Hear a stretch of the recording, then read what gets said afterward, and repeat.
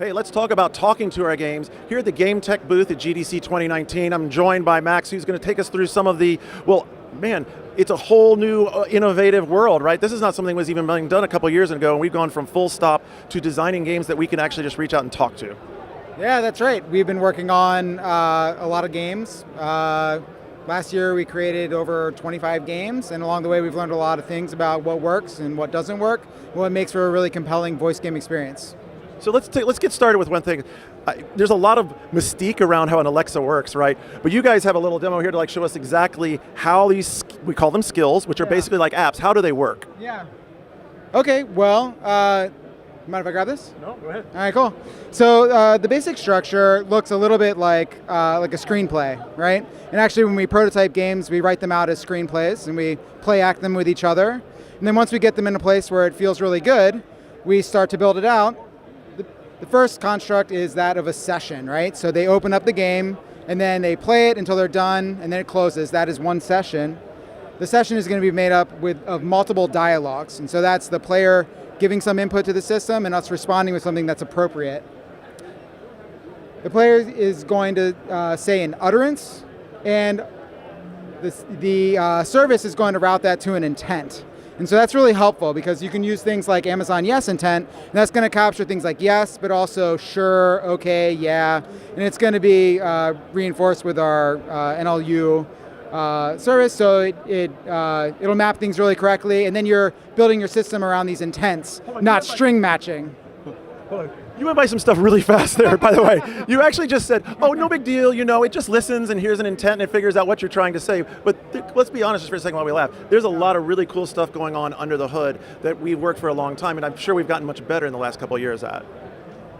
Yeah, totally agree. I know that for me as a designer, what I love about this is that I don't need to focus on exactly how it's doing all that, but what I can do is just take the fact that it is mapping to something that the player wanted to do, and then all I need to focus on are these red things here where I'm deciding okay, they told me something, what is the appropriate thing that the system should be giving back to them so that it progresses in a way that makes sense to them. So I know we've got a lot of game developers and designers watching. Let me ask this question. If I'm looking at this and thinking about making games that include voice or are voice-centric, how much of what I already know as a practiced game developer and designer transfers, and how much is sort of stretching me outside of my zone? I would say that the basic principles all still apply. So you still have a game loop. You are teaching people about the complexities of that game loop and ramping them up. You are providing them a challenge and then giving feedback on that. The only difference is that it's voice first. And so there's different mechanisms at play. For example, it's harder for me to keep a lot of things in my mind at one time, so it might need to be quicker loops. Or we actually have some examples where we're integrating Alexa with a board game so that I can take some of that mental RAM and actually use the physical world to manage it. Yeah, does that answer your question? For sure. And then, so I think one of the things I was noticing having watched this demo is that my first reaction has been, well, it's Alexa, I'm going to talk to my game, but actually you guys have worked out a number of different interactions. You've already spread the horizon further than just, I want to talk to my game. Yeah, that's right. I guess actually, can you phrase that one more time? Yeah. Let's take a look at some of the, because one of the cool things is when we drop down here, they've come up with a number of different ways to interact with the game through Alexa, and I think our initial reaction oftentimes is just oh, Alexa's going to talk to me and then I'm going to talk to it. But you guys have a number, you're interacting with narrative, you're able to set the stage for different things, have different sort of interactions with the players, and then that sort of inspires me to think about well, if we're already that far, what could I do next? Yeah, so one of my favorite examples of this is a game that we worked on called Beat the Intro. In Beat the Intro, we had a radio personality. It's a game where you're trying to guess what the artist or name of a song is after you hear a clip. And so it's very natural to include a radio DJ as the host of this. But we also wanted to include Alexa to give you all of this informational content, like how you're doing in the game, what your points are, any of that really dynamic content. So we built out different characters. Alexa was one of them. She already has a personality, so we just wrote for her. And then we had Muzo, who's our radio personality. We had them riff back and forth with each other. And is it okay if I just play a clip here of them interacting? So then, mistress of the scoreboard, how did they do? You've got 70 points in today's daily challenge, which gives you 70 points for the week.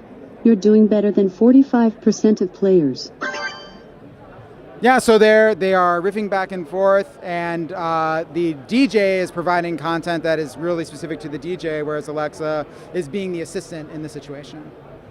So as a designer, you guys have already been plumbing many of the depths here. What's some of the things that got you excited? What's on the horizon for you? Is it exploration games, narrative games? Where do you think this whole thing's going?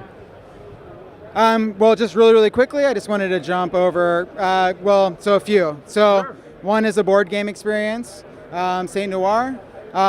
In this game, Alexa is the game master, and so you're asking her to help interrogate suspects in order to figure out a murder mystery. And you're using the game to kind of manage a lot of that information and figure out like who can you trust and who can you not trust. So the integration with board games, I think, is one.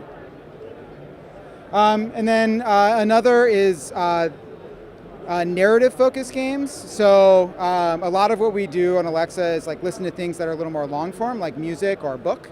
So we brought Choose Your Own Adventure stories to Alexa. And in the example here, we're showing how that can be a really voice-forward experience because it is interactive fiction. So that's something that can be really kind of tedious to do in a book. So you have to like put your finger in the book, remember your spot, jump back to it. But with voice, you can just like make a decision and jump back and explore a different path in the book.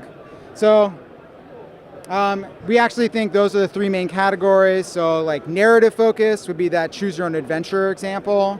Competitive games would be like beat the intro, where you're competing against others and it's a heated competition, or tabletop companions like Saint Noir.